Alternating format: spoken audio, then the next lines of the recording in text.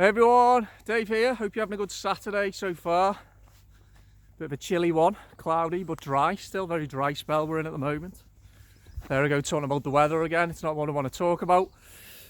I want to talk about the inability of so many to engage in debate. And now I've done a couple of videos recently where I've tried to discuss the importance of not adding to the division in society, not adding to the negativity. And I stand by that because I really don't want to. And there is a hell of a lot of negativity out there. Fear and negativity. But a lot of the negativity is actually, I'm finding, is people like me have been contributing to it. People who can see through what's going on are actually contributing to the negativity by framing their discussions through a negative lens a lot of the time. And I understand why, because I understand the frustrations, I really do. And I kind of want to touch on those frustrations now again, because the biggest problem that we have as a society is that there is a real lack of, as a lot of you probably would agree, there's a real naivety, a blind trust in government and media. There's a real lack of the ability of critical thinking, particularly in, I find, the older generation. Not so much in my generation, actually. I'm not just saying that because it's my generation, but it's just how I see it. And I don't want to say a narcissism, it's not narcissistic, but a lack of, I guess, widespread lack of emotional intelligence. Yeah, emotional intelligence. And possibly a lack of intelligence. I do want to try and back up these claims, by the way. I've just had a conversation then with somebody. And it's like, when you deviate from what the mainstream message has been in any way, people look at you like you've got two heads. They're struck dumb. The shutter's come down. You can see the brain's not processing the information, processing the words, what you're saying. And here's the weird thing. These interactions are ending every time at the moment with, I'm still going to go and get my vaccination. To which I say, that's fair enough, that's personal choice. And then that's the end of it. Awkward silence. Move on. There is really a complete lack of ability of many people. It's not most people, but many people, to even entertain the notion that there may be more to this than what we're being told. And it is so frustrating. And here's the point, right? I think everybody knows what my stance on the situation that we're all currently in is. I've made it clear many, many times.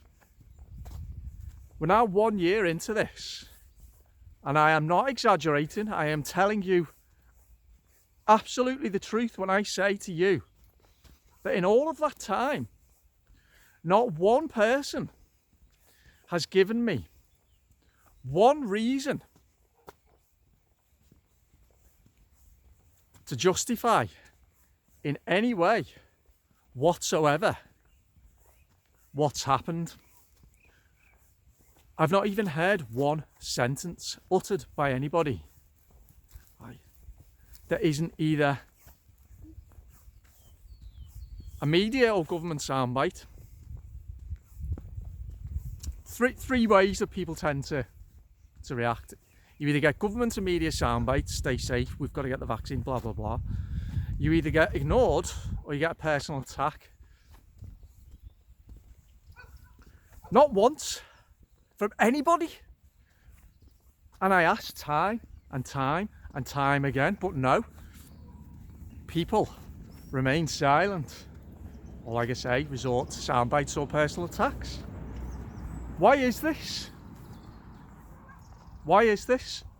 Could it be that on some deep subconscious level, people are aware that what's going on, even if they don't understand it on a conscious level, people are aware that what's happened is indefensible, so they don't even attempt to defend it. Not that they personally need to defend it, if they're not complicit in any way, but to try to add to the debate of our age, by giving context and imparting their own individual, unique opinion on things. Now, I saw this as well I see it broadly in society with a number of different topics, and I think we are, as a people, the best way I can put it is lacking in a philosophical ways of life, lacking in emotional intelligence, and largely maybe lacking in self-awareness as well. There seems to be a widespread inability for people to really challenge deeply held beliefs. I see it in my home city of Liverpool. There's a very, very defensive, entrenched mindset amongst large swathes of the population. Absolutely not everybody, no, but it's one that's very militant, it's very set in its ways, and it doesn't actually leave any room for any dissent from that position. It's very aggressive. I saw it with Brexit. The number of people I voted for Brexit, I voted for Leave. The number of occasions where I was engaged in a debate about Brexit, and the person who was arguing for Remain simply couldn't bear to even listen to the reasons to vote Leave, which that only intensified that after the vote to leave. Similar to Trump as well. Again, when it comes to Trump,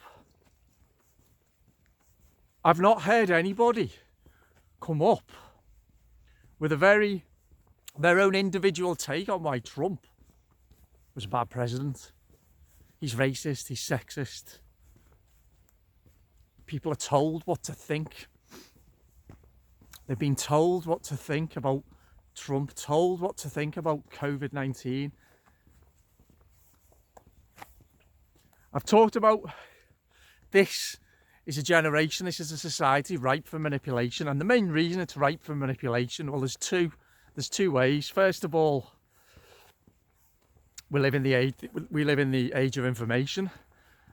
Everybody is drowning in information, and I'm going to do a separate video about how damaging that is to the psyche. Actually, that's the first reason. The powers that be can bombard us with information. And the second reason is that after decades of too much comfort, we are, broadly speaking, too complacent, too lazy, a lot lazy in action, too many lazy in thought. Put those both together, both of those concepts, you have a society that's ripe to be manipulated, and of course it's what's happened. And to see it happening, to try to stimulate these debates, and then to try to stimulate these debates that need to be had and getting absolutely nowhere, and then falling into the trap, which I have done less and less and less now, as I realise that with some people it's you may as well talk to the wall, and I mean it, you get more sense talking to the wall, but falling into the trap of becoming so frustrated that you almost turn into the thing that you're railing against anyway, by shouting and ranting. And then it's about being self-aware enough to step back and think, hold on a minute, Was it Nietzsche said, if you stare long enough into the abyss stares right back at you? You've got to make sure you don't become the thing that you're speaking up against. Anyway,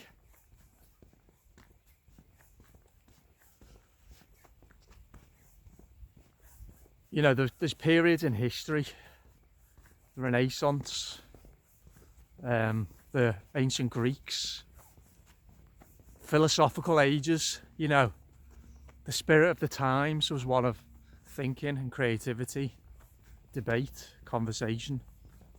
We live in the opposite of that now. We live in the opposite of that now. And I'm not describing myself as a great conversationalist, as a sage, as a philosopher. No, not at all. But I do like to have some interesting conversations, explore both sides of a debate. Try to get deeper to understand why things are how they are. But we're just not a world that wants to do that. We're a world that's more interested in, like I say, in comfort and convenience, contracting our thinking out to the media and contracting our health out to the state.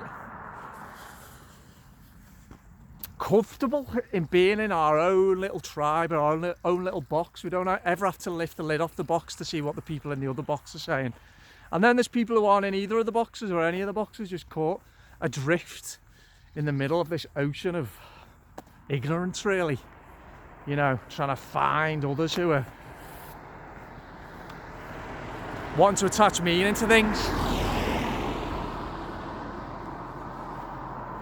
So there we go.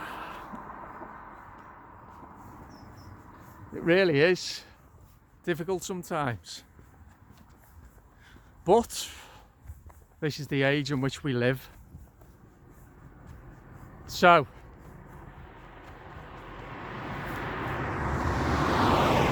again, I don't want to, hope you can hear me with the traffic. Again, I don't want to add to the division. No, and sow more division and sow more, contribute to more polarization. We've got enough of that. I try to get deep into why it exists. Not just say that it exists, but try and explore why it does. So that's what I'm trying to do. Anyway, let me know your thoughts on this.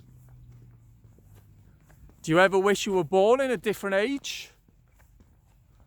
Do you ever think that you don't fit in with the spirit of our times, or the lack of spirit of our times? Maybe that's how historians will judge our age. Every age has a spirit of the age. Maybe the spirit of our age is that there was a lack of spirit. Certainly a lack of critical thinking, lack of individuality. Lack of authenticity, lack of action, but an abundance of laziness, an abundance of fake virtue, an abundance of sycophancy. Right. So yeah, there we go. Okay. Let me know what you think. I'll speak to you all soon. Thanks. Bye bye.